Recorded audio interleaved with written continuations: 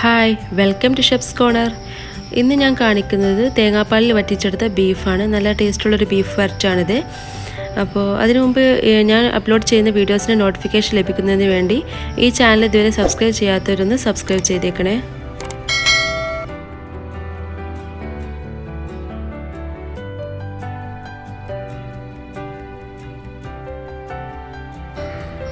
ആദ്യം നമുക്ക് ഈ ബീഫ് ഒന്ന് കുറച്ച് വേവിച്ചെടുക്കണം. അപ്പോൾ അതിനു വേണ്ടി ചെറിയ കഷ്ണങ്ങളാക്കിയത് ഞാനൊരു കുക്കറിൽ എടുത്തിട്ടുണ്ട്.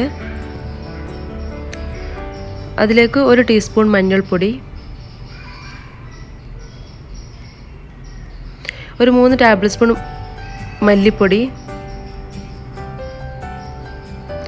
വലിയ ജീരകത്തിൻ്റെ പൊടി ഒരു ടീസ്പൂൺ, പിന്നെ 1/4 ടീസ്പൂൺ ഗരം മസാല, ഒരു 2 ടീസ്പൂൺ മുളക് പൊടി,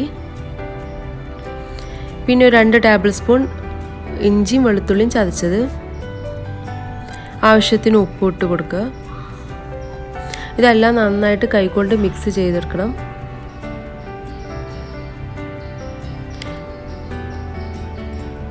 ഇനി കുക്കറിൽ ഒരു 4-5 വിസിൽ വരുന്നത് വരെ ഒന്ന് വേവിച്ചെടുക്കാം. ഇനി ഒരു പാൻ അടുപ്പിൽ വെക്കുക. അതിലേക്ക് കുറച്ച് വെളിച്ചെണ്ണ ഒഴിച്ചു കൊടുക്കാം. അതിലേക്ക് ഒരു 3 സവാള ചെറുതായി കട്ട് ചെയ്തത് ഇട്ട് കൊടുക്കുന്നുണ്ട്. ഇത് ഇതിലിട്ട് നന്നായി വാട്ടിയെടുക്കണം.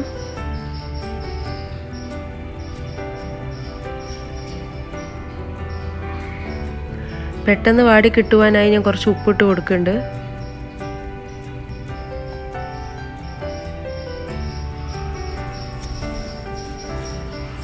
ഏകദേശം വാടി ഒരു ബ്രൗൺ നിറമൊക്കെ ആയിട്ടുണ്ട്.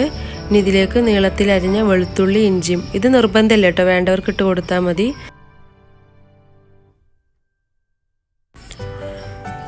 ഇനി അതിലേക്ക് ഒരു പച്ചമുളക് ഇട്ട് കൊടുക്കാം. നല്ല എരിവുള്ളതുകൊണ്ട് ഞാൻ 1 ഇട്ട് കൊടുക്കണുള്ളൂ. പിന്നെ കുറച്ച് കറിവേപ്പില ഇട്ട് കൊടുക്കാം.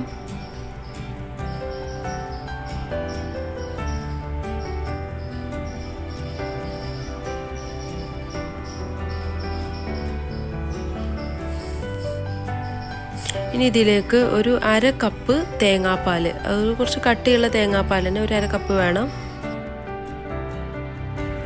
ഇനി നേരത്തെ വേവിച്ച് വെച്ച ബീഫ് ഇതിലേക്ക് ഇട്ട് കൊടുക്കാം. ഇതിപ്പോൾ ഒട്ടും വെള്ളം ഒഴിക്കാതെ വേവിച്ചതായിരുന്നു, പക്ഷെ കുക്കറിൽ വെക്കണോണ്ട് അത് വെള്ളമൊക്കെ ഉണ്ടായി വന്നിട്ടുണ്ട്. അത് നന്നായിട്ടൊന്ന് മിക്സ് ചെയ്ത് ഇനി ഇതിൽ കടന്ന് വറ്റിച്ചെടുക്കണം.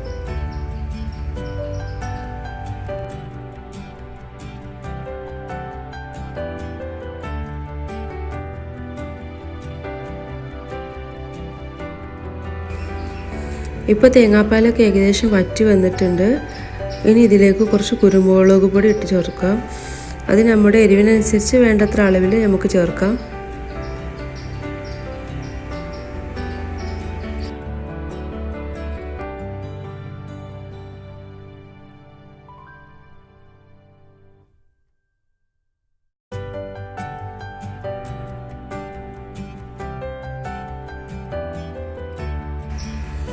നമുക്ക് വേണ്ടത്ര അളവിൽ ഇത് ഡ്രൈ ആക്കി എടുക്കാം.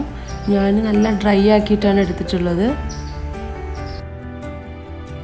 അങ്ങനെ തേങ്ങാപ്പാൽ വറ്റിച്ചെടുത്ത ബീഫ് റെഡി ആയിട്ടുണ്ട്. ഇനി നമുക്കിത് സെർവ് ചെയ്യാം. അപ്പോൾ എല്ലാവർക്കും ഈ വീഡിയോ ഇഷ്ടമായി എന്ന് കരുതുന്നു.